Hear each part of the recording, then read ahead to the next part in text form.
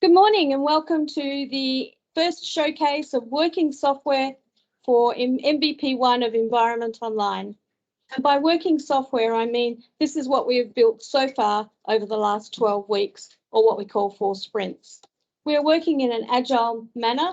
All of us are working all the way around the corner here. There's any given time, there's between 5 and 70 of us. So there's a lot of people working on the team. And as I said, you'll hear lots of unfamiliar terms like sprints and MVPs. And what we mean by MVP is minimum viable product, which is our way of delivering value early to the business. And Environment Online is a 3-year program of work, and it'll be an iterative journey of 7 MVPs, as I said, over the next 3 years for the various business services in the department. So, for example, today we'll see some of the work that we've been doing for the business service known as environmental impact assessments. We are very proud to hold this showcase today and show you what we have built so far, and we're all very passionate about what we're delivering here for water and environment. And just reiterating that this is not the final product, and it's just a chance to see the direction that we're heading in and give you a glimpse behind the curtain. This is a further to our desire to foster cross-government collaboration and show you our co-design ways of working. Today we will run through some scenarios, some wireframes, and some live demonstration. So we'll just ask you to hold your questions until the end, and we'll start by welcoming Tanja Boyd to do the acknowledgement of country. Thank you, Tanja. Thank you, Michelle. Hi, everyone. My name is Tanja. I was born in Meanjin on the lands of the Turrbal tribe. I lived on Yuwi country on the lands of the Walguru Kaba and Bindal people before travelling across the country of many Aboriginal nations by combi van with my parents, arriving on Wajak Noongar Budja in 1976. I have grown, lived and worked on the traditional lands of many nation groups of this continent we call Australia. Today, I acknowledge the Wajak people of the Noongar Nation as the traditional owners and custodians of the land on which we meet, and pay my respects to elders past, present, emerging and yet to come. Thank you. Thank you, Tanja. I'd like to take an opportunity to welcome our Director General, Michelle Andrews, to address the audience.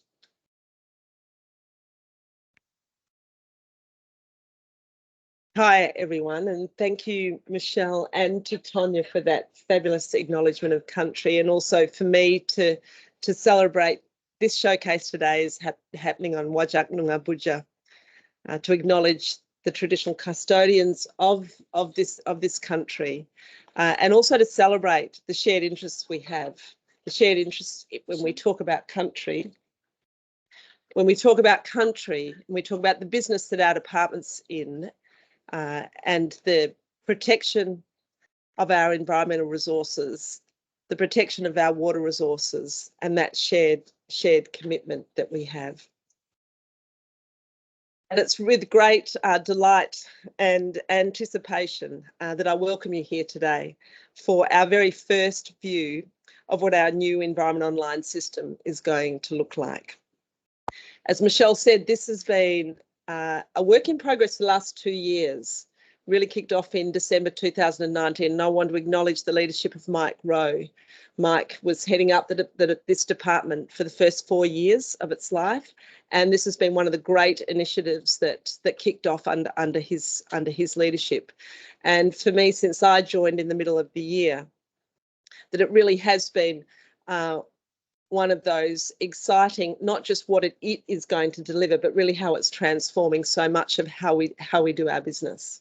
And to be the beneficiary of that work that was kicked off a couple of years ago, it's a great privilege to be part of this project. And of course, these things don't happen by accident. It really took a really robust business case to kick this off. It would not have got supported by central government without it. And then the work that's happened with our staff, with our stakeholders and our partners up to this point, designing, integrating the business processes that inform the technical build. The various presentations and workshops that we've been having with all of you to get us to this point. The issuing of a tender for a technical platform, and really trying to design that process to be innovative and fit for purpose, and then appointing our build partner, and now getting ready for our first go live dates next year, and that 3-year program we see ahead of us. And I'm still getting used to the language that Michelle made reference to, and I think our first drop, I can't really quite cope with the word drop, it evokes other thoughts in my mind, but our first drop in February, I'm working on it. And of course, our technical build partner, and what a great partnership that is proving to be, both the success of the tender process and now what we've already delivered in really 4 months, which is not a long time, working with us really closely, and the buzz that's in this area every time I come down here, it really is palpable. And that partnership is allowing us to reconsider, as I said, not only what we're delivering here in terms of this platform, but how we are really operationalising the principles that we've been committed to for some time, which is really around better regulatory practice, transparency, consistency, risk-based approach to our decision making, and importantly, timely, cost-effective decision making. All those things have underpinned who we are for many, many years, but this, in terms of being an enabler of that, is incredibly, incredibly powerful. So as I mentioned, capturing the experience of our highly experienced staff is actually key to this project. It also creates great tension on a daily basis. You might even hear a little bit about Sean when I hand over to Sean shortly, because we've got to keep delivering our business, but we also know those very experienced people that are so critical to delivering the business. We need them in this design phase. So it's been an important part of the workforce planning that's had to sit around the delivery of this project. But equally important to this is our stakeholders, our partners, and I cannot thank those of you that are joining us today, both the time and effort you've put in up to now, the fact that you've signed up to this today when our holiday break is just 5 minutes away. We thank you for the time commitment today, and what also lays ahead. That agile approach that had been designed into this program from day one is an agility that has to be responsive to all of you, to your feedback, to your contributions as we work our way through this. And so that co-design principle, just fundamental, but it does rely on you remaining committed to the program with us and having the trust and confidence in what it's going to deliver. So with the first stage component of the environment line, focusing on environmental assessment and approvals functions under parts 4 and 5 of the Environmental Protection Act, the department has been engaging with all of the stakeholders that genuinely have a stake in that process. Really getting diving deeply into the administrative suite as part of the build during this year throughout 2021, including incorporating all the important EP Act amendments. It has felt for some of us a bit like a perfect storm that we would be delivering so much reform at the same time, the digital reform, EP Act amendments, and cost recovery. But this extraordinary team in this department is up to it. Of course, we cannot do it without all of you. So we are progressively building on a further 6 staged components over those 3 years. So every one of these is going to tell us more about the next, and we'll be better prepared and better planned and better able to deliver on each of those drops as we move through them over the next 3 years. So while we're here today to show you what we're doing, an important part of today continues to be feedback. So we're showcasing, but we want to create a really comfortable, informal environment for you to be continuing to give us feedback. That invitation is open and throughout. And our vision for Environment Online remains for it to be our department's connected one-stop shop for water and environmental services. And as we know, that reaches beyond our department. So not only will it improve the front-end interface for users of our services, it will optimise business connectivity between our department's internal functions. Again, another aspiration we can sometimes fall short on. The intra-government relationships, bringing together all water and environmental information, data and processes through a single, easy to use and access portal. So easy to say, we've all aspired to that. This is absolutely the best chance we've got of enabling that aspiration. So what are the outcomes are we expecting to see through this process? Greater visibility and coordination across our regulatory portfolio, streamlining of our business processes, better customer experience, faster times for approvals, better data for higher quality decision making, which then leads to better community confidence in that decision making, improved environmental outcomes and more cross-government collaboration. We have a tremendous breadth of skill and experience across our department that is being tapped into and built into Environment Online. And with the help of all of our stakeholder experiences, we are building an online system that supports and enhances our business through digital innovation.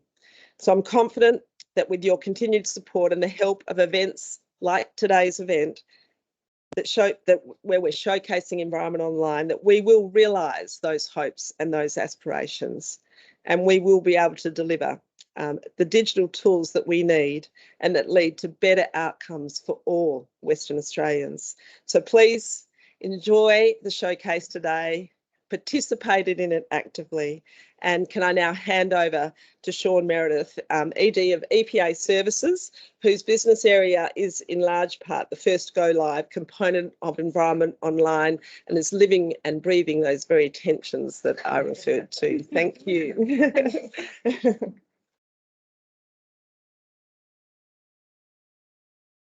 Thank you, Michelle, and Kaya, everybody, and thanks, Tanja, as well. I really enjoy your welcomes. I learn a little bit more about your backstory every time I hear them. It's fantastic. I'm here to acknowledge, in the first instance, the hard work of the amazing people that are down here building this thing that you're going to see here today. It is a very complex piece of work. What we're trying to do would be challenging in an environment where things were static and constant, but there's nothing further from the truth. What we are actually trying to do down here is to build a system in an environment where we've got the Changing Act, the Environmental Protection Act amendments that have come in that have changed fundamental processes and decision making and the way that we do things, as well as the 100+ forms and templates that needed to be built into this system as well. That most significant of those is probably cost recovery, as I'm sure many of our stakeholders are aware and have a love-hate relationship or a hate-hate relationship with, but that's due to come in on the 1st of January well. So that's another big change that's occurring during the build for us here. Similarly, we have streamlined WA initiatives. From an EPA perspective, we have greenhouse gas reforms. There's offsets reforms that are occurring across both the state and the Commonwealth as we speak. Our group has also been responsible for the negotiation of bilateral agreements with the Commonwealth as well. And more broadly, we're working with Commonwealth to align our digital processes again to build on this client focus that Michelle was talking about, to make sure that we have a streamlined approach to all of these assessments as we go along. We're also working across state government to fit in with a broader narrative around digital government and how that, and digital approvals processes and how that all works. And more specifically working with DBCA to make sure that their bio program, their biodiversity information office, the information that comes out of that is more accessible to users and clients for the department alike. So all of these things are co-evolving with Environment Online, and all of these things are evolving in the way that we do assessments under Part 4 of the Environmental Protection Act. And so they need to be considered by the development teams whenever a butterfly flaps its wings. We need to consider that in the development. So on top of that, what we're also doing is being the first cab off the rank for Environment Online. So the team down here is working in an agile environment, which is new for many of us, the first time that we've done this.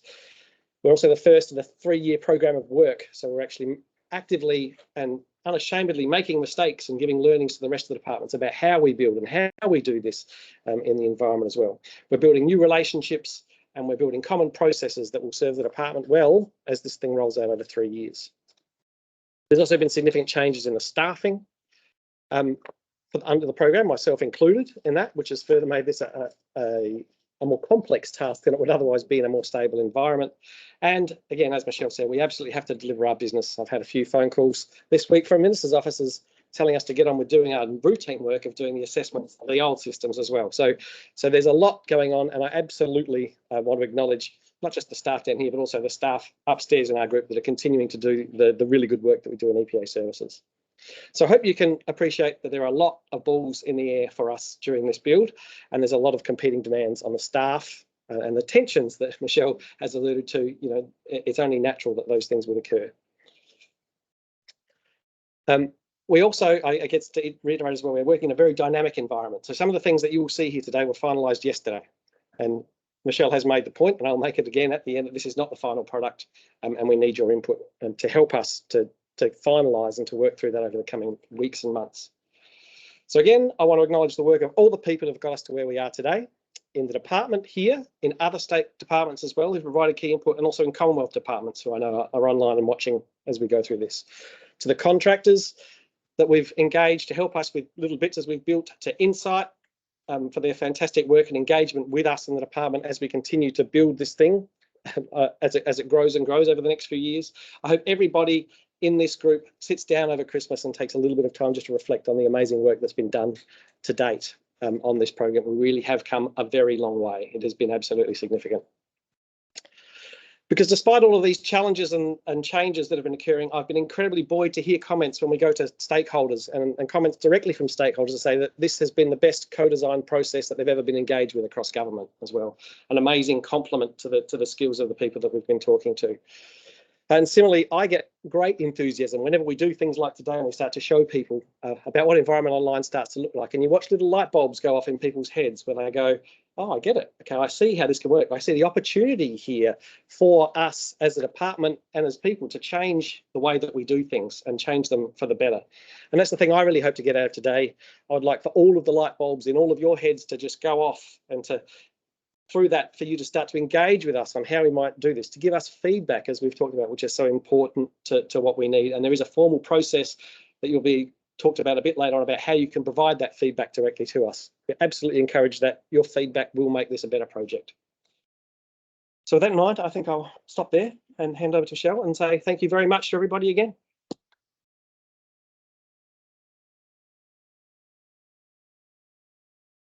So I'd like to take the opportunity now to introduce a couple of our presenters today. We have Danielle Griffiths, our EIA Product Owner Delegate for Environmental Impact Assessments, and Trent Kane, the UX Design Lead from Insight. So I'll just hand over to you to run through your presentation. Can somebody allow me to share? Someone share? Sue? Can Trent share? No, I can't. I need to be disabled. Sorry, technical difficulties. You can start introing if you want. Oh, I've got 2 lines before I hand over. Okay. Yeah, I need to be made a presenter. Siri needs to be made a presenter.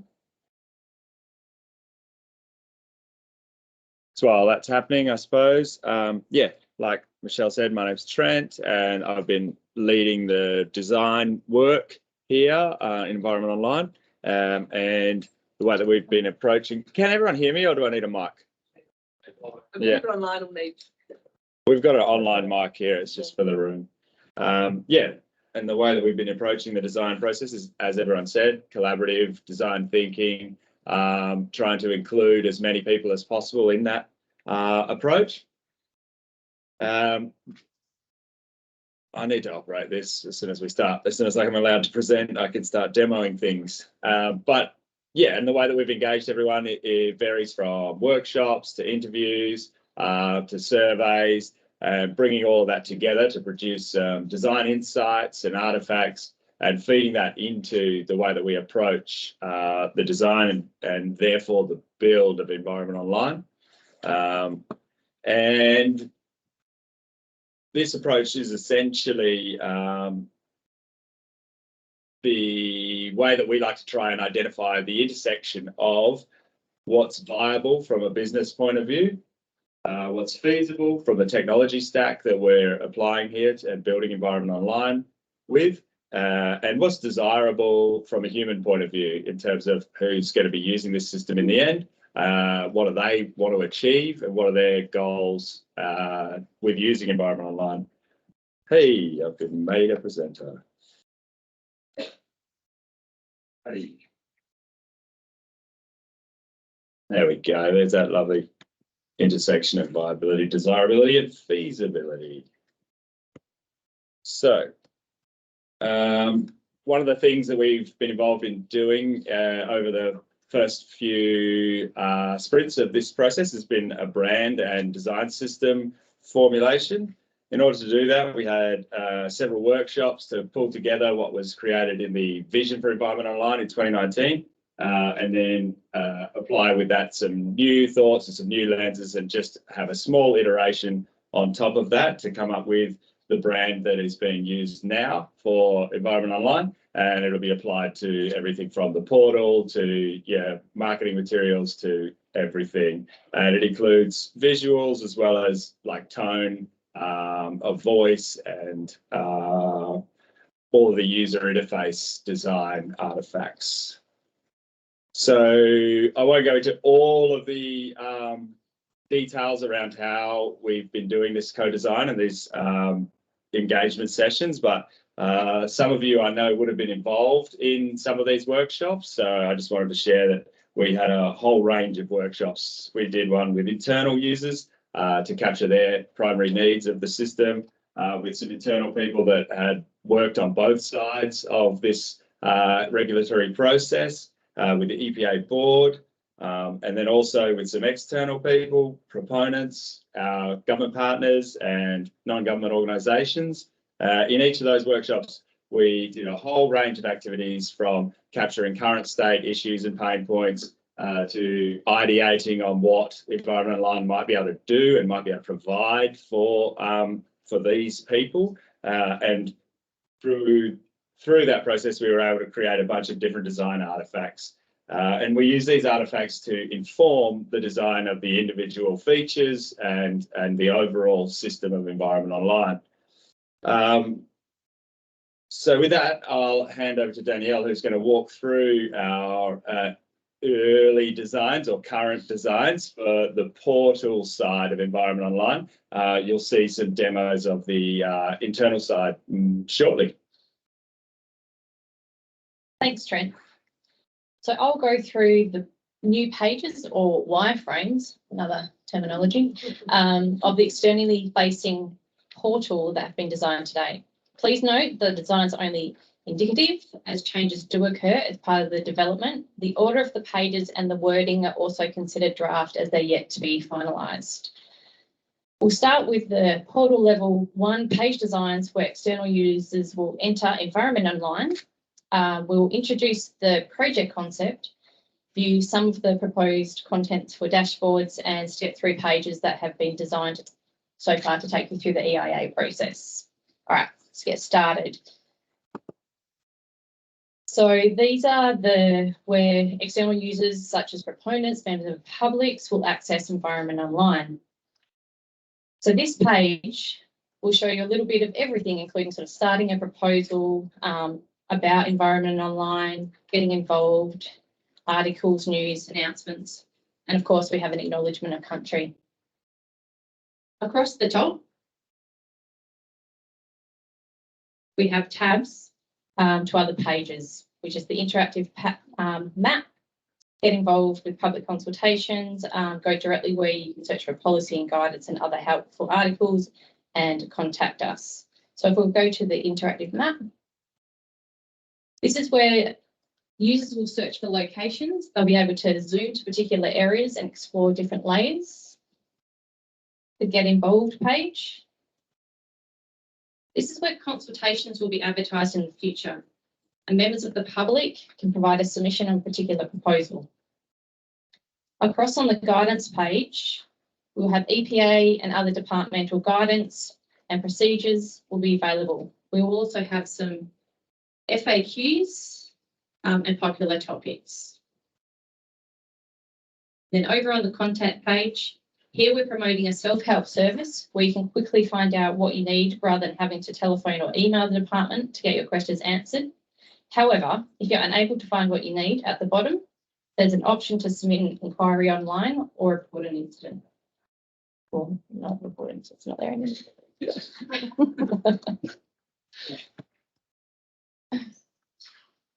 So designing the digital process.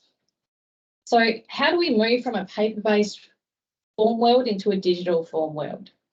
Firstly, we've got a group of teams together, which will include subject matter experts, designers, data team, developers, and you whiteboard what this future state, digital state will look like.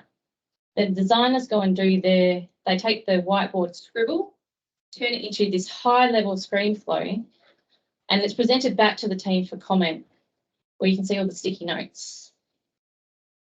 From there, they grab that those comments, and turn them into wireframes. Again, this is presented back to the team for some final comments to have a look at what's been done.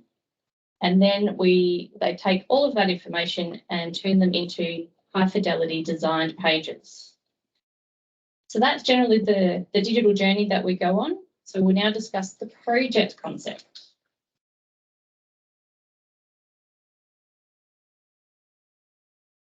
So before we jump straight into the wireframes, we'll go through the project data structure.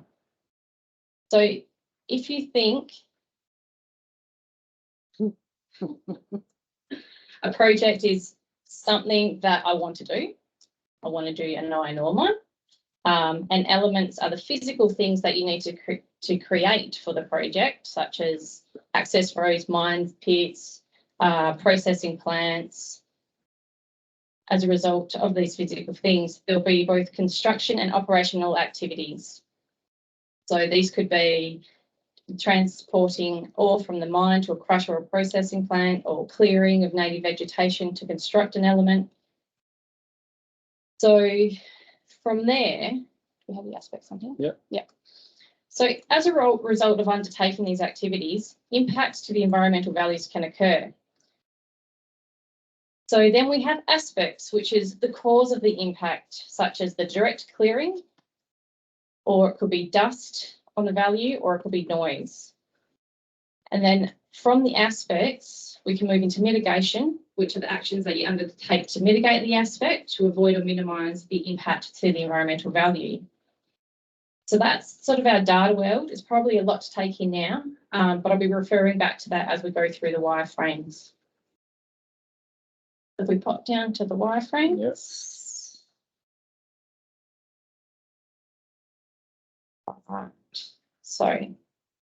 So the project view is how Environment Online proposes to bring the department together to provide a one-stop shop for users. It will provide one place where information that is common to all approvals pathways can be found. It's intended to prevent applicants from having to provide the same information multiple times when they need to apply for multiple assessments. So at the moment, these projects pages reflect the proposal content form currently being requested by the EPA. So starting a project.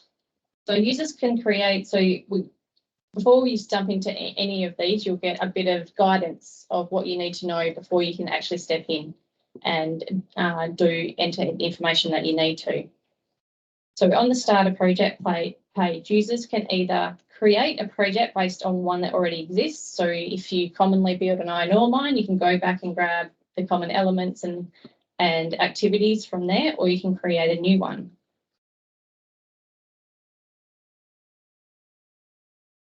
So here, to create a new one, sorry, Brent, I stopped. So when you're creating a new one, you're asked to enter an industry sector and then choose, which could be mining, and then choose an industry such as iron ore. So the reason why I keep referring to iron ore is because it's intended at first drop that we will only have the contents relating to an iron ore proposal, but it will be updated as we go along. So once we select our industry, we go to this project details, and this is where we name the project, provide high-level description, and add our project boundaries, such as your development envelope or your footprint. And then you also provide a regional and local context of your proposal.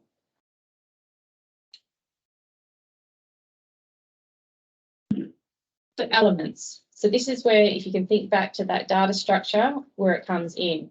So based on the industry that you have selected, this will pre-populate elements that are common to that particular industry for you to consider to see whether they're relevant to your proposal or not.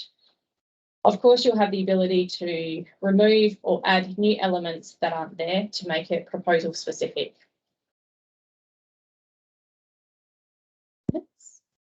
So this is how you select an element. So you add an element and And we don't get the next. we don't get the next screen. No. Okay, cool. So that's how you do it. So that's still yes. There was an activities page. Yeah, there is an activities page. So we should- Hold on. There we go, element. Ah, there it is. Hmm. So yeah, so you add in an element. So this is where you can either be one there already, or you can add in a custom one. And this is where you add in your maximum range extent of the element and add in a map relating specific to that element.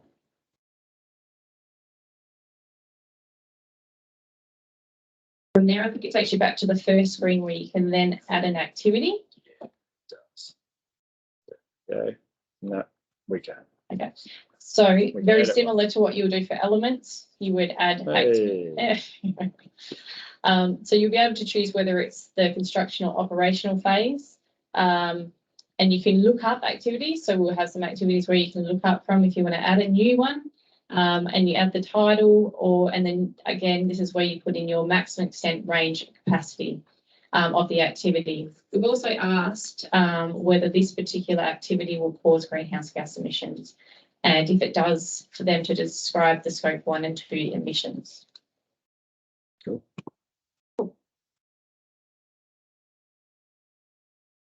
Then we move into the project Stages. stages. So here are just the additional information about your proposal content, which is around your maximum project life, construction phase, commissioning, operations, decommissioning, all that information that the EPA needs to understand.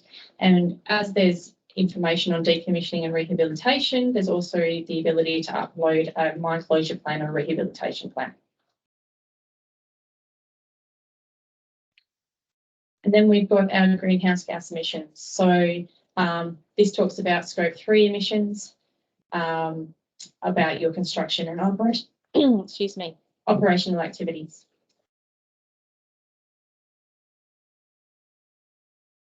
And at the summary page, this is where all the information that you've put in all of those pages comes together. So there's one place that you can review everything. And dashboard. This is the Project dashboard. So what we will also have is a project dashboard. So this will provide you a high-level description. You'll be able to see the status of applications against that project. There will be information around history of events that have just recently occurred. If you've got any actions that need to be undertaken, you'll have notifications, and then we'll have some helpful guidance. Across the top, you'll be able to, from here, add a new application such as referral form. Now we'll move to the referral form wireframes. So again, these next few pages will be what the information needed for the EPA for referral. Do you want to talk about pre-referral and anything there? Yeah, there's referral there. Ah, beautiful. Yeah, on here. So at this page, this is when you can book a pre-referral meeting. So it's highly, strongly encouraged that before you submit any referrals that you should have a pre-referral meeting. And once you've completed your project form, this is where you can ask for one. There'll also be little prompts throughout the referral form to remind you of a pre-referral meeting as well.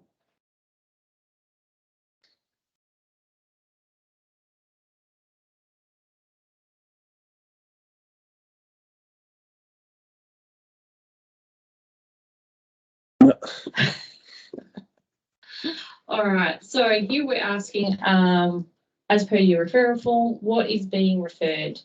So what's being built today is just your significant proposal under section 38. So there's no third party at the moment or DNA. or scheme referrals or anything or amendments. This Being is, worked on now. they are being worked on now, but what we've got to show you is just that standard 38 referral. So again, you just usual information around your referrer and contact details. So this should be pre-populated from, there's a register potentially. Can you talk to that, Michelle? Do you know anything about the register, government ID stuff? Okay. Oh, yeah. Yeah. We've got people who can talk. Okay. We might talk about that a bit later, but this might, as you will be like a logged in authenticated user, it should be able to pre-populate the information. And then your contact details. So here you'll select the project that you want to refer. So back in the project, you might have more than one project against your name. So this is where you'll choose the project that you want, and there will be a bit of a summary there just to make sure you've chosen the right referral. And there's your prompt for a pre-referral meeting if you haven't had one just yet. So alternatives. So what we've done here is some structured data to answer specific questions around alternatives, so we can get the information that we need and users understand what it is the EPA is after. It aligns quite closely to what the Commonwealth wants as well. Yeah. As you will see as we go through, there will be places where you can upload maps or you can draw polygons or drop pins as well to make things more clear as well. So then we have decision-making authorities. So here the proponent will be able to choose from a drop-down of DMAs, and then it will ask you what approval is required, because some DMAs have more than one approval. And then this New World EPA is asking more detail in this space. So proponents would need to describe if and how the statutory decision-making process can mitigate the impacts on the environment to meet each of the relevant EPA factor objectives. So we will need that information against each of the DMAs.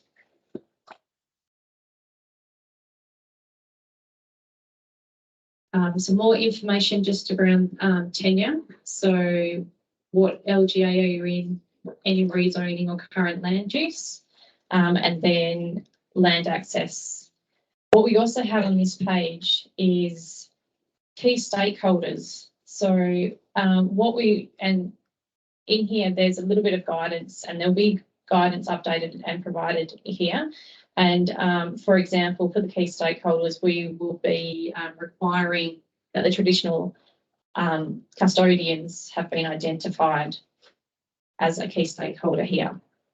More information, then we also have the consultation register for those, so you can explain the consultation that you've undertaken today. We do have a little bit around the lead agency. Sorry. That's all right. He's agile. He's very agile. Yeah. I think you said this is going to be. Yeah. So at the moment, we do have lead agency status in here.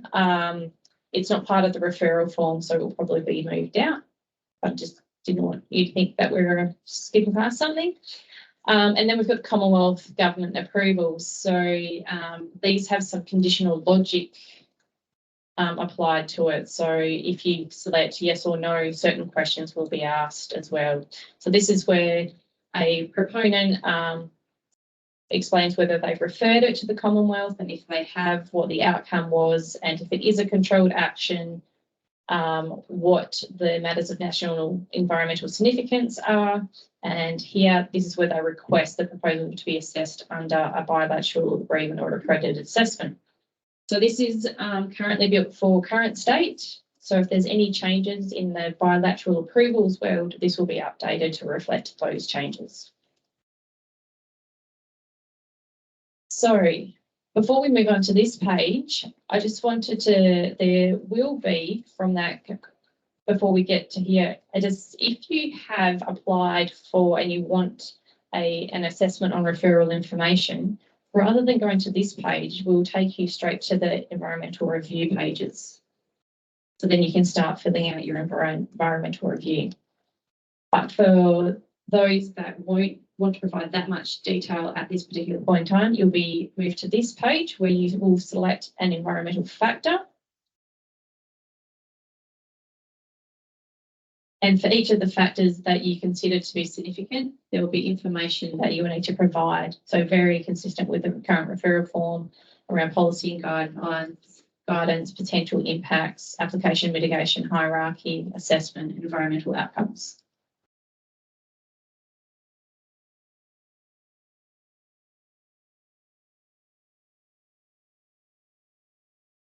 And then there's the environmental conclusion. So this is where you do your holistic impact assessment and your cumulative environmental impact assessment as part of your proposal. And again, the summary forms. So this is where everything gets brought together. That was right the first time. And that will also pull from your project. So you know what your project content is, proposal content is, and then the additional information that you provided in the referral pages for you to review and submit. So at this point, which is currently oh, there we go, it did pop up. So you will get this important notice, and what we plan on doing is adding to this notice, which will refer to fees at this point in time. So you'll get an understanding of what fees will be required when you submit and how you can pay for them. And then we have this, just the application dashboard. Yeah. Okay, so this is the application dashboard. So here, this brings in all the information and it gives you that dashboard so you know what's going on in regards to an application. So a little bit of a description. So you get to see the timeframes of what's going on, where you've got any tasks or to do, any updates that have occurred, and They can update these. And you okay from here. So DMAs may change over time. So from here, you can go in and add. And you may not at the time of referring have gotten your response back from the Commonwealth. So here you can go in after you've submitted to update that information. Cool. Cool.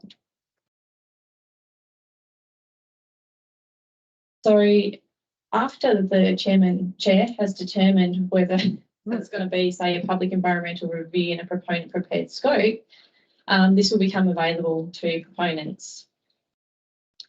So again, just a little bit of information up front to explain what you need to, so some guidance, things that you need to understand ahead of time. And then we step right into the indicative timeline.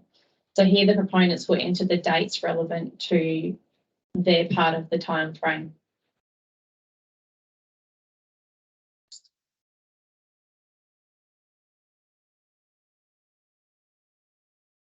So here is basically the ESD. This not D, it's not a D anymore, or is it? Work items. So here, this will be the top page of where it sort of summarises all of your work items. But for each work item that you add in, you'll add item. Get a screen pop up where you choose the related environmental factor. You then write and draft your work item. And then you're asked whether or not that particular work item is part of a cumulative impact assessment or whether it relates to a matter of national environmental significance. Cool. Next. So this is a prompt pretty much to proponents to review their decision-making authorities and make any changes if anything has changed since referral. And this is the summary where everything's brought together for you to refer. And at the bottom, what we have here is, I guess, some understanding and agreement and acknowledgement from the proponent to tick. So the first one only comes up if there's a bilateral, and I should probably point out anything to do with matters of national environmental significance will depend on the decision of whether or not it's been requested to be assessed under the bilateral agreement or accredited assessment. And then this is just acknowledging that the environmental review will be undertaken in accordance with instructions. And now we're onto the environmental review. So this is the last lot of pages that we'll go through. So again, guidance right at the beginning so you understand what you need before you begin. This is what you do at referral time if you wanted to. Yes, that's true. So if you are moving, if you want that assessment referral information, this is where you would come to. So impact assessment. So around here, we're talking about these are your where you can choose your factors.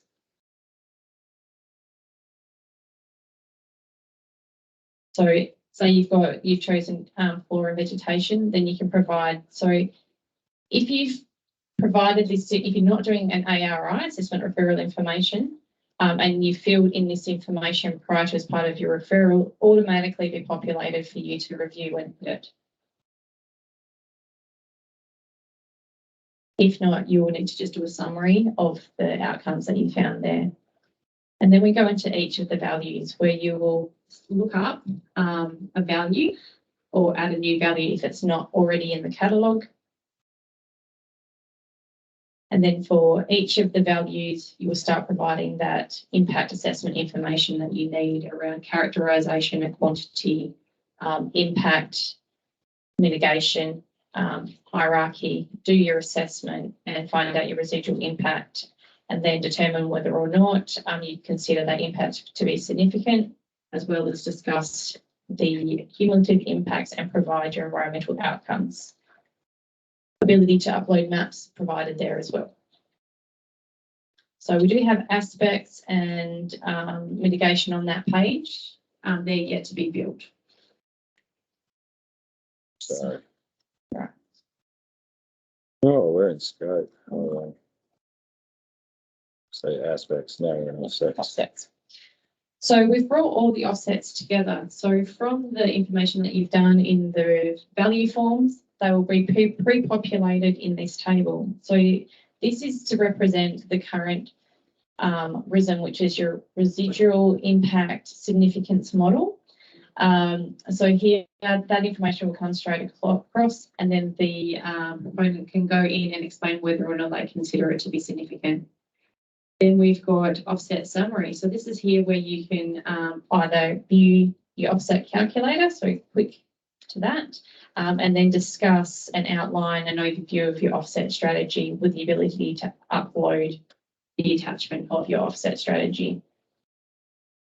We also need to understand whether we've addressed the policy and guidelines, so you've got a field there to complete, and we haven't forgotten about the Pilbara people. So there's information there for you to choose whether or not you're part of the Pilbara Environmental Offsets Fund. Sorry.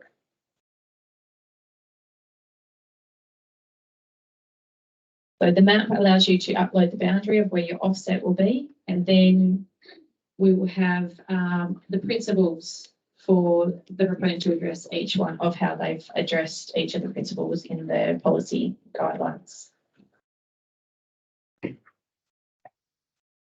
And so ideally we probably have, I did mention before that there's some ordering that we need to fix. So we probably move these standard work items in the checklist to the beginning, because ideally what you do here is you say yes or no whether you've completed them, and then if you have completed them, explain where in the document all information provided can be found, and if you haven't completed them, you can provide a justification for why it has not occurred. That's the same for the specific work items as well. And then, of course, the EPA needs to understand how the EPA object and all of the principles has been considered in relation to the proposal. So we've got fields here to be completed. And this is clearly yet to be designed, but again, it will be the pulling everything together for you to review and submit with your little pop-up to tell you, are you sure you want to submit and your fees associated?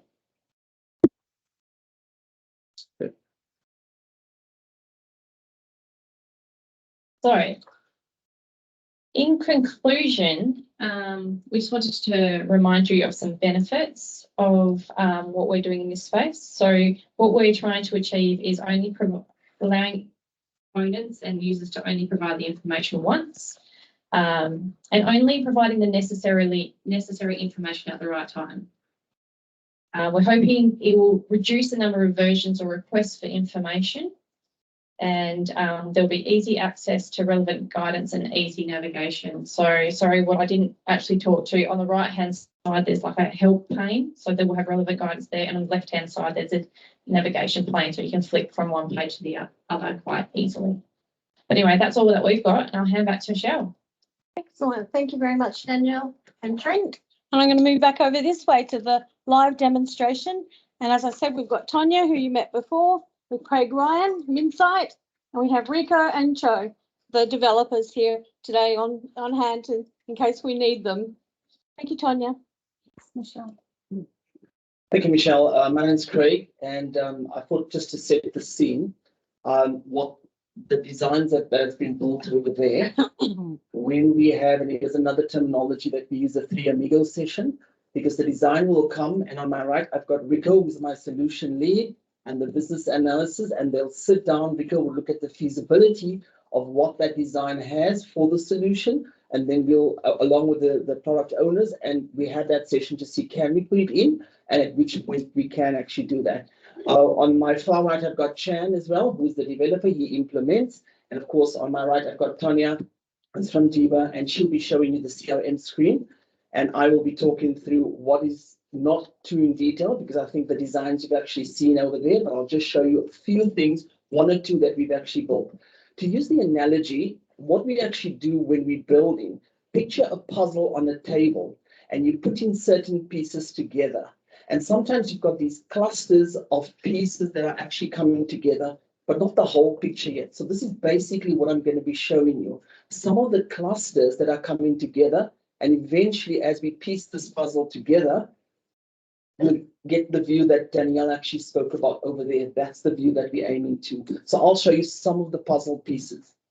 I'll start with the first one. One of the key things we want to do is make sure that members of the public have access and can comment on consultation, or they can get some guidance, or they can actually use the interactive map. So if you have a look over here, I'm an unauthenticated user. That means I've not logged on to the portal. I'm a member of public. So I come in, and the guidance spot that Daniela showed, I can click on and go and find some information that I want to view. It could be some factor guidelines on flora, and I can click there, search.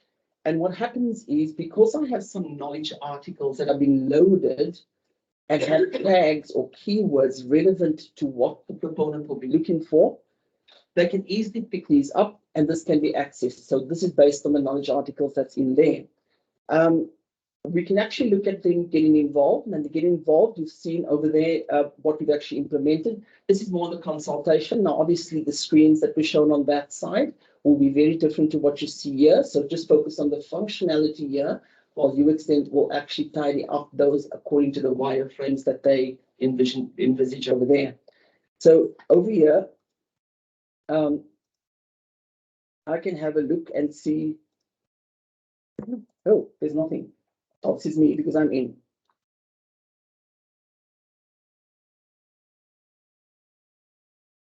Some of them have disappeared. I'm sorry about that. So we've got consultations. Oh, we would have seen the consultations over here, and I could have shown you that some of them you can actually put a comment on there, but I'll come back to that one later, Tanja.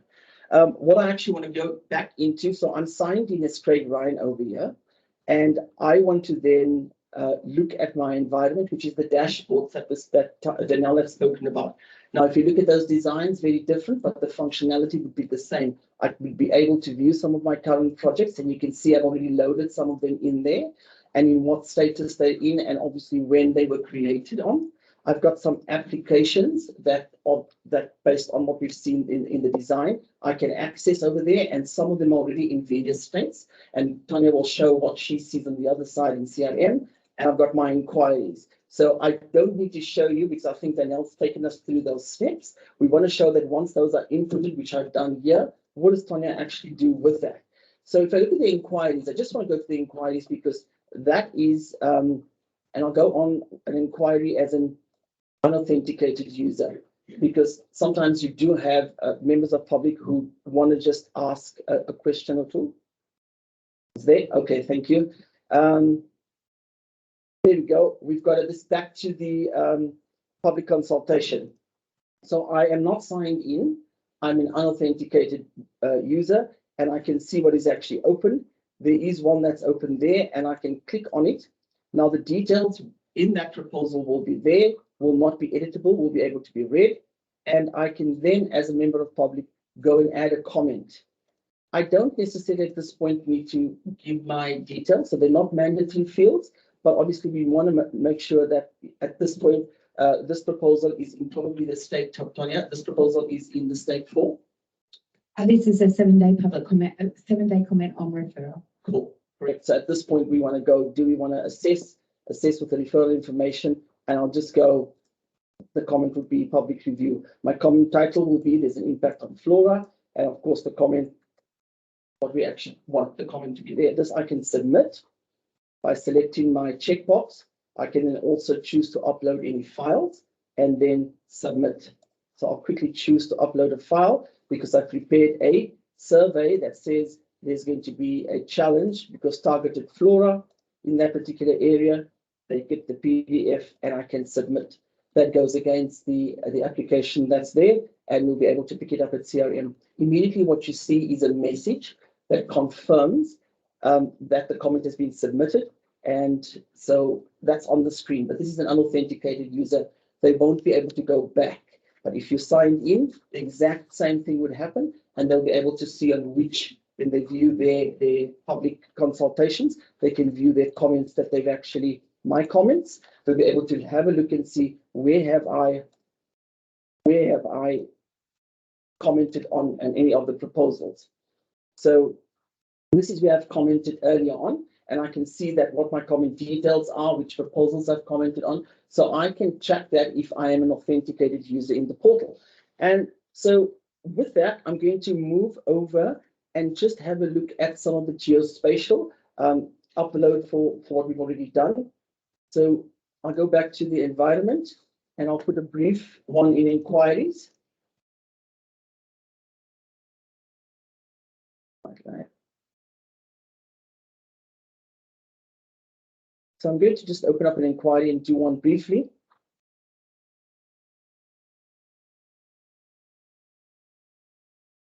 We've got that up. All right, so I'm already, the portal recognizes who I am. I have an option, and what we've done is, even though we built the first part in MVP, focusing particularly on the EIA, we need to look at some inquiries that will also be applicable across DEWA. So there could be general applications, legislation, policy, fees, technical faults. So it helps any of the other MVPs to come to go, what's the taxonomy we're actually using to capture all those queries that come into the organization? So in this case, I'll say it is an application, and it is about the Ranford Rail that I'm actually looking at querying.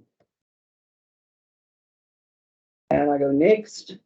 The next screen should bring up the any map for me. This wants me to then say, okay, if you're actually uploading or asking about anything, do you have any shape files? And this side I can go and upload and choose a development envelope. I won't choose one for Malaga, but I've got one for Bendoon. There's a development envelope there, and I've got the disturbance footprint for Bendoon as well. But the similar function would be applicable if I were to have the shape files for the particular proposal that we use as our case study today. If I click on these, it will then start uploading that development envelope as well as the footprint.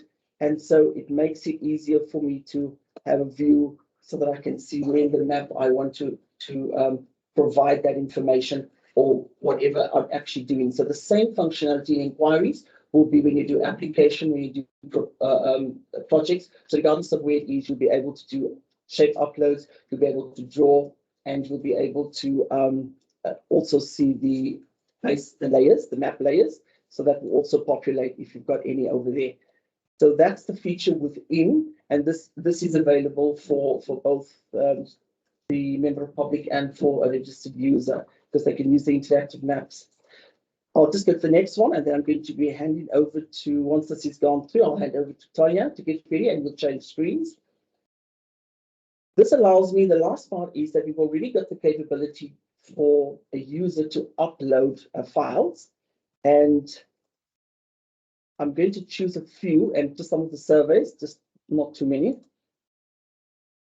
I've got a survey that I've done, a desktop railway for preliminary noise vibration, and I'm just going to add that file. It will upload this. So if in the event, and Tanja will show us in CRM, we'll be able to pick those files up. I'll click submit, and this should then change the status on my dashboard to be submitted, and it will give me a confirmation message, as you see on the screen over there. The confirmation message will be an ENQ, which is an inquiry, so it allows the officer on the other side so that they can manage both inquiries, applications, instruments, whichever is needed.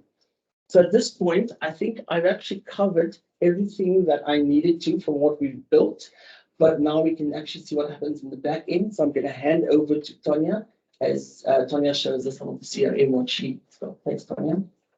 Thanks, Craig. And I'm actually going to turn my mic on this time. I didn't have it on last time, but so here we are. I'll just flip and share my screen, and here we are in CRM, Dynamics 365, the sandbox. This is what an officer will see when they log in for the day. So I just want to run you through a day in the life of an assessment officer, potentially, and show you some of the functionality here, and highlight some of the time savings and efficiencies that we'll be able to gain through this system as well. So let's go first up to the inquiries page. So down the left-hand side, we've got a range of pages that we can views, they're called, in CRM, where we can jump to different views, and this is how we'll navigate around the system as we go. So if I just refresh that page. Oh, seriously? Sorry about this. Don't look.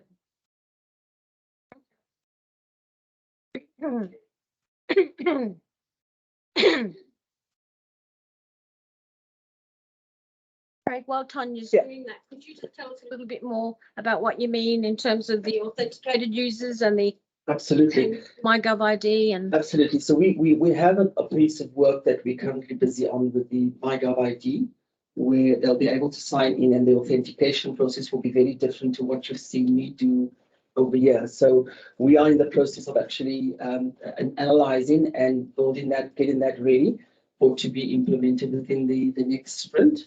And as unauthenticated user, it's just a member of the public that is not being identified. But the minute you actually become a user, you need to follow and go through the identification process. And this is what we do with the entity. ID. Sorry, thank you. So, yeah, is that answer? Thank you, Michelle.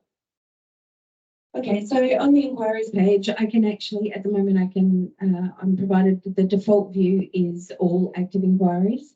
I can actually go and I can select my inquiries.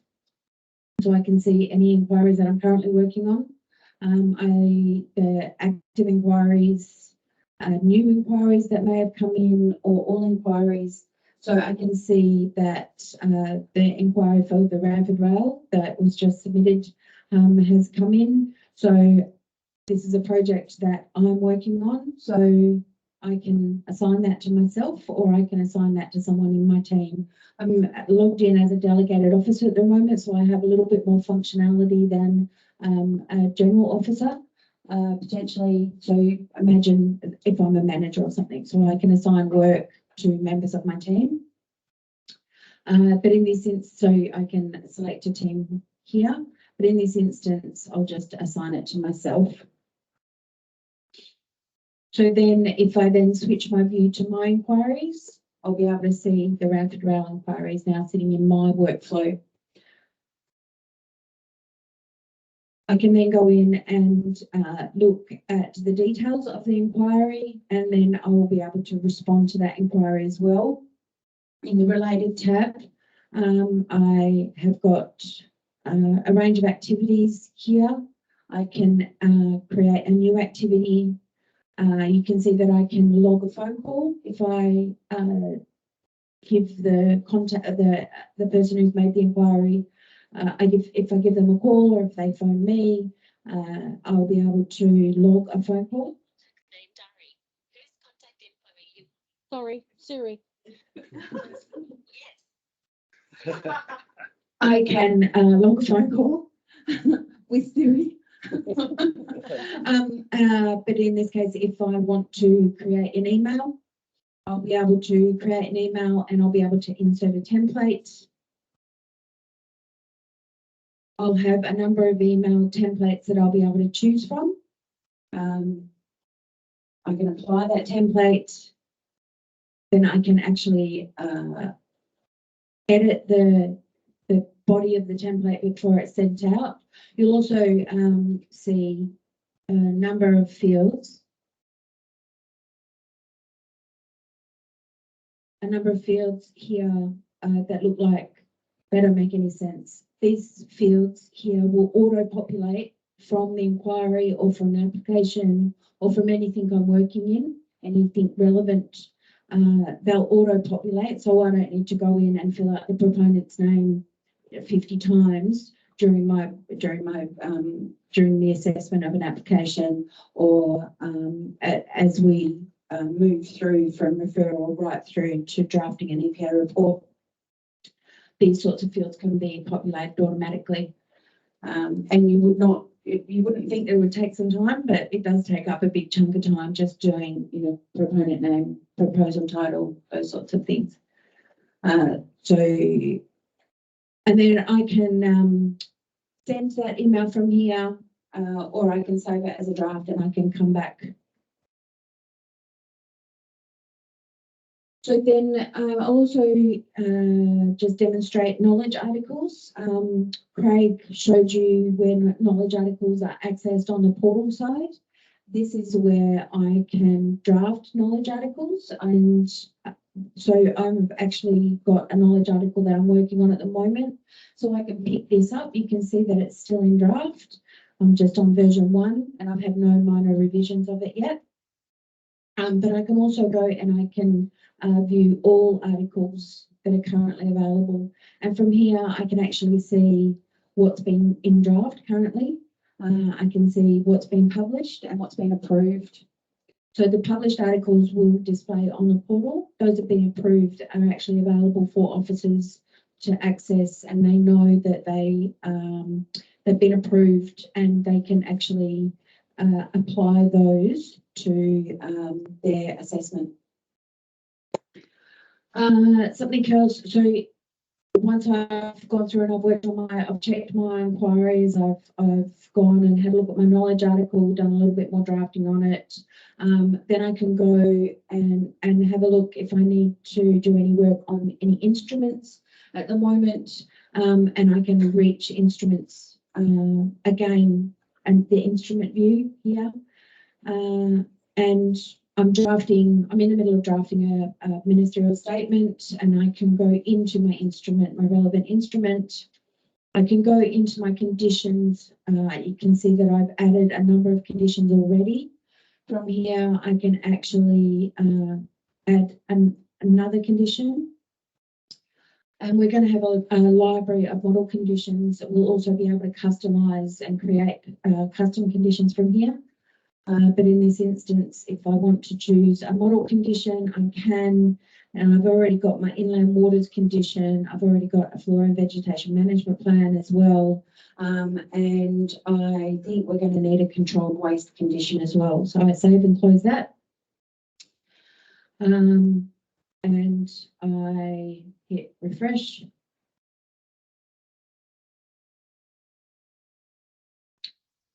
And it should be. Oh, there's my refresh button. There's a number of refresh buttons. So it's very similar within Dynamics. So and we're still getting used to it ourselves. So please forgive me if I hit the wrong refresh button at this stage. So you can see that my controlled waste condition is there.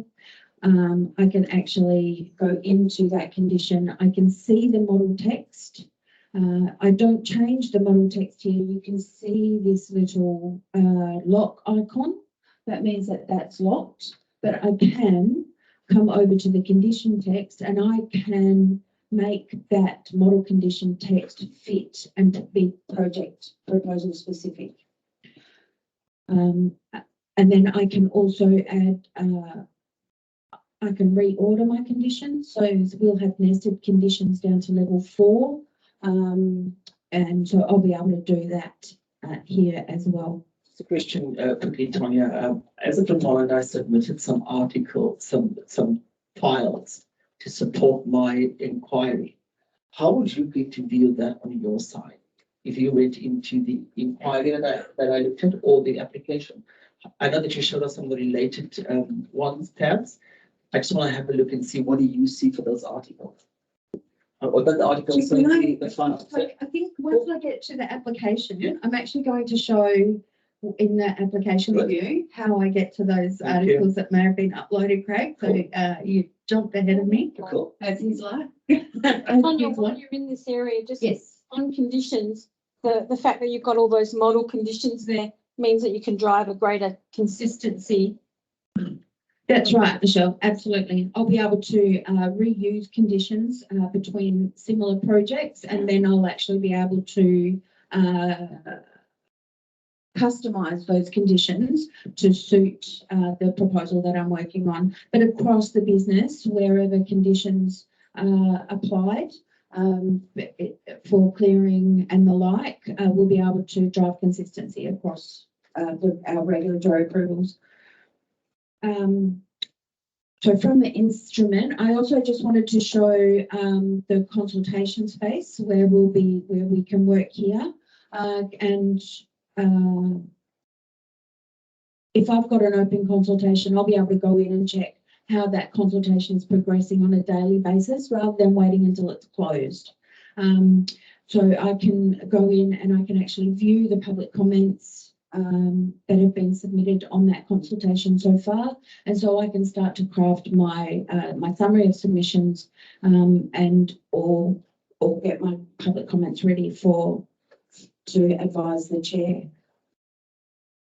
So now let's get into the meat of our day-to-day work, and that is our applications. And from here, I can see submitted applications, but if I go to my team, I can see the list of applications that are currently sitting with my team. This is a default view, and if I want to, I can customize this however I like by adding columns. And in this instance, I want to add the owner column so that I'll be able to see who in my team is actually working on each of these applications. And this is where I'll be able to start managing my workflow as well, and the workflow of my team. And I can also add the status of each of the applications, so I'll be able to see where each of the applications are up to with my team. Someone might be waiting for an environmental review document to come in, so I know that they may not be actively working on an application at the moment. Someone else might be drafting a report, which means that they'll be busy. So if I go into Showcase 5, I've got a couple of Showcase 5s there.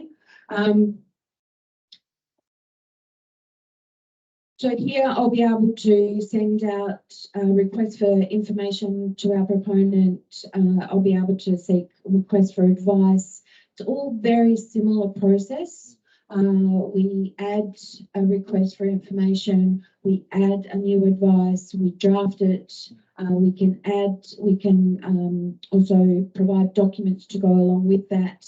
The DMAs that Danielle was talking about will also be able to, once the DMAs are populated on a referral form, we'll review them here. We'll also be able to add DMAs as well in this space.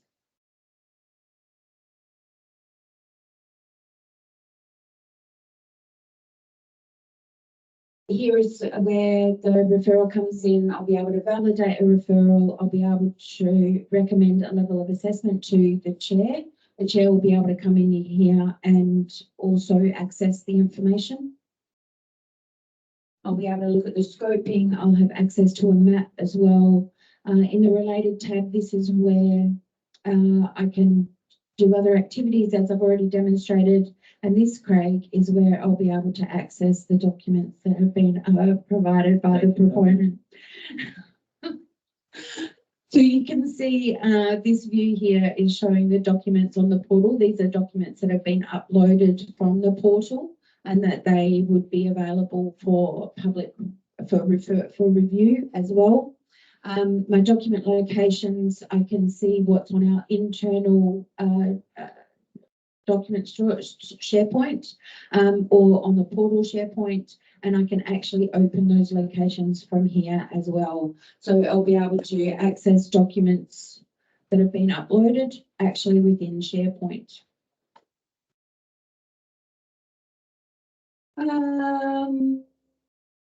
One last thing I just wanted to highlight is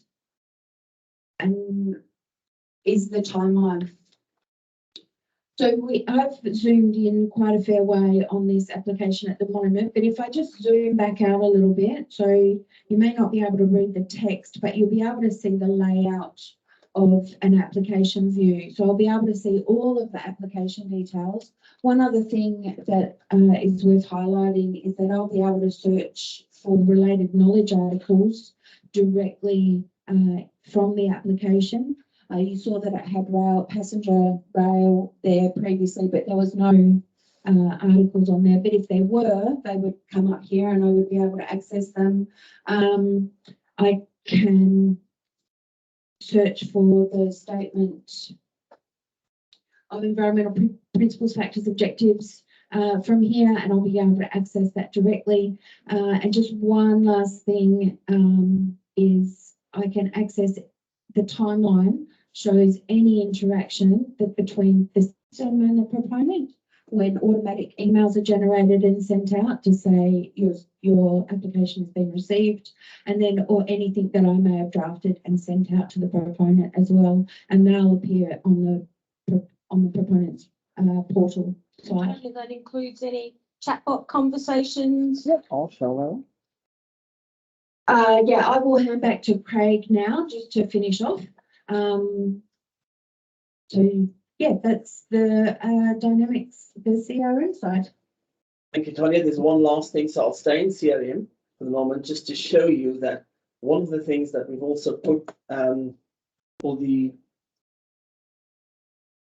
Can you see my screen there? Not yet. Not yet.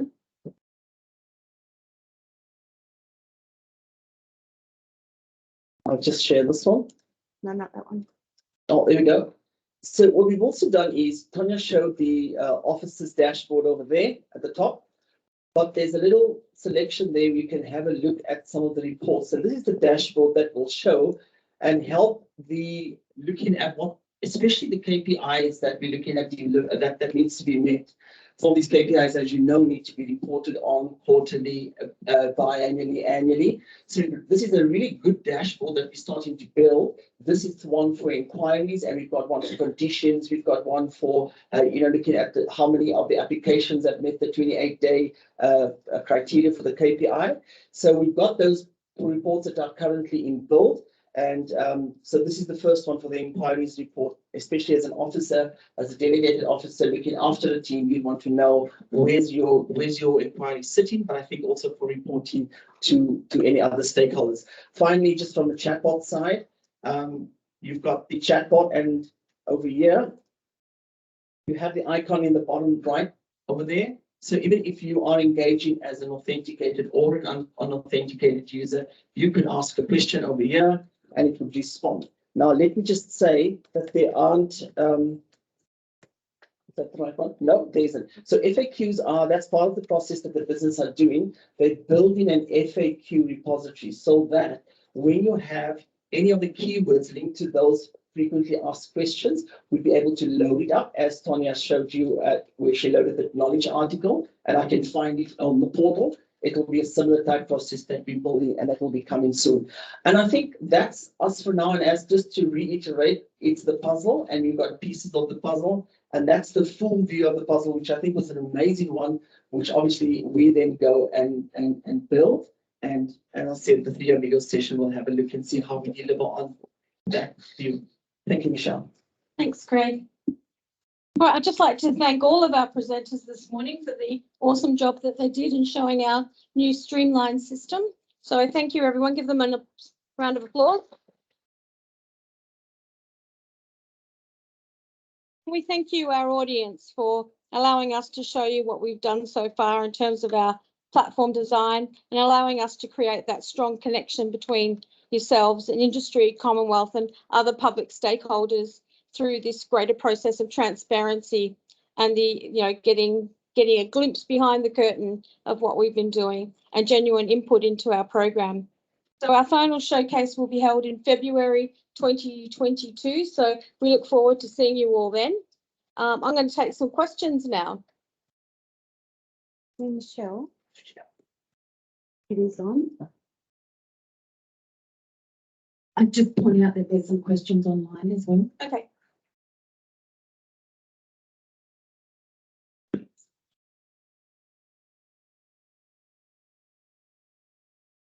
First question.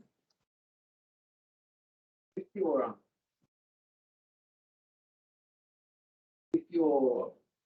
sending to like the NCA, for example, a request for advice, how is that going to come to us? So if I assume that you're an external to deal with, yeah, so we can do an external. So there's a choice, and while you share there, if you can just go into CRM, Tanja would be able to select internal or external, which you show the collaboration tab, and she can click external. It will go to an email with a format of whatever's actually required. So there will be information that will be going out, and even for you to respond to, and then they'll actually input that when it comes back into the application. So if we want to get that sent to us electronically, so it comes into our system automatically, how's that going to work? Do you mind repeating the question? So rather than it just come out as an email, how would it come to us electronically? So it comes from your system into our system, which I was kind of under the impression was going to be done through an API. Yeah. So, and this is, sorry, are you on behalf of both? So yeah. So I think we probably need to have further discussion in terms of how we integrate, but I don't think that discussion has happened yet of what API is available and all that. But yeah, the idea is we have capabilities within the platform to integrate, but we need to understand the entry points and APIs available and how to manage that in terms of the layer of security. So given, is it going live in February? Yes, it is, but I think there's some aspect that needs to be prioritized and all that. So we will. I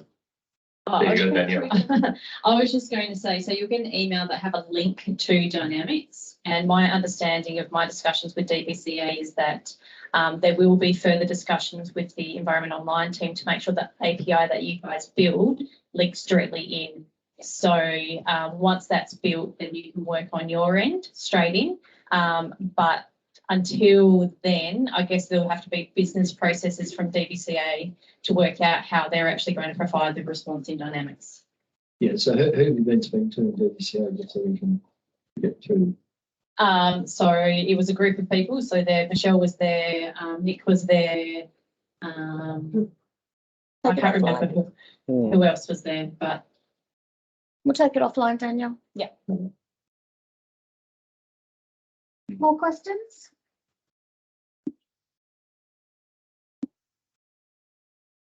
Thanks. In the environmental review component, it looked like, and correct me if I'm wrong, it looked like you were just addressing the factors where there was a significant impact. So I suppose the question comes down to, clearly with some factors won't get triggered, so if you're not going in the marine, you don't trigger those. But there'll be others where you're probably going to have an impact that may not be significant, particularly excessive like greenhouse gases.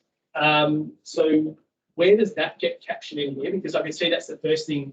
Someone who may wish to appeal or be seeking further information might go, well, hang on, clearly you're producing greenhouse gases, so you have to address this as a factor. And then put a query. So how do you close those non-significant factors out in this process? So in regards to greenhouse gases, so you need to provide information on scope 1, 2 and 3 at referral time, no matter what. And based on that will depend on whether or not it becomes a key factor. With the other ones, it's the same process. So if you don't believe it to be significant, you've got enough information there to support that, then you don't choose it. And that's the sort of the summary information that you can put in there. So that information will go into the summary and codes, yeah. Yep.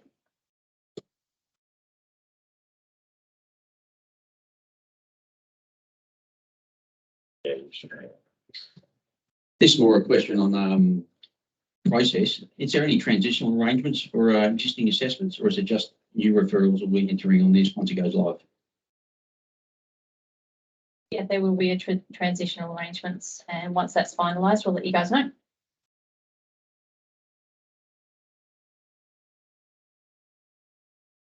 One's online. I might take the opportunity to address those questions that have been asked online. Is that all right? Yep. So Tori has asked how much info must be provided before a pre-referral meeting can be requested. And we wouldn't be asking for any additional information than what we currently do. Is that correct, Danielle? Yes, yeah. So we'll have hopefully the proposal content. We'll need to understand that, and then sort of once you want to book a pre-referral meeting, any additional information will be asked at that stage before we actually have the meeting. Tori, I hope that answers your question. Craig has asked if you nominate a project life of say 5 years for a gold mine in the online form, will this bind the approval so that a variation is needed to extend the mine life into a 6th year? So I think I can probably take this one, and this comes down to defining the content of a proposal.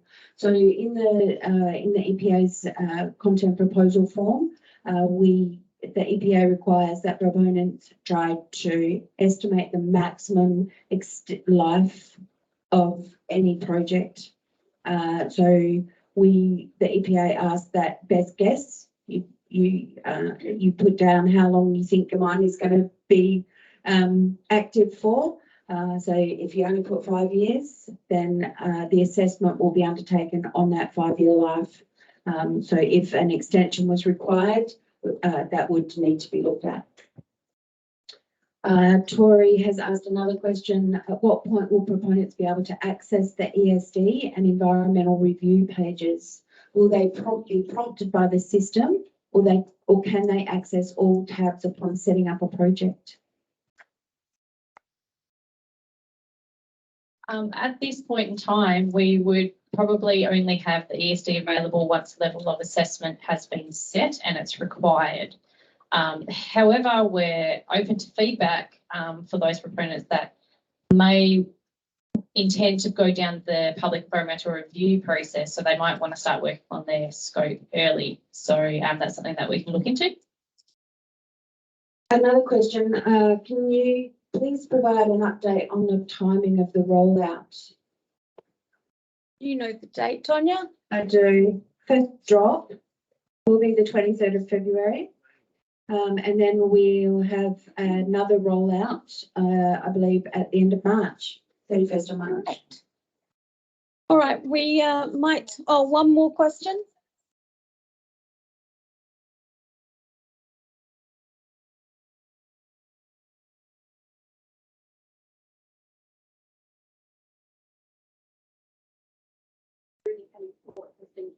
The local government will be able to access the information as well to further reduce the number of approvals or duplications in approvals, or will state government and local government assessments be kept entirely separate? We can explore that. The same reports that are issued to DWER or EPA then also get issued to local government. So I'm just wondering if local government, if they're identified as a stakeholder, will they be able to access the information online? Thanks. That's not something we've actively considered yet. That's something, again, this is exactly why we get to get some of that kind of feedback and things that we can think about and look at. So we'll happily look at that. We'll obviously require some kind of commitment from local government in that space as well. So it's not a small thing.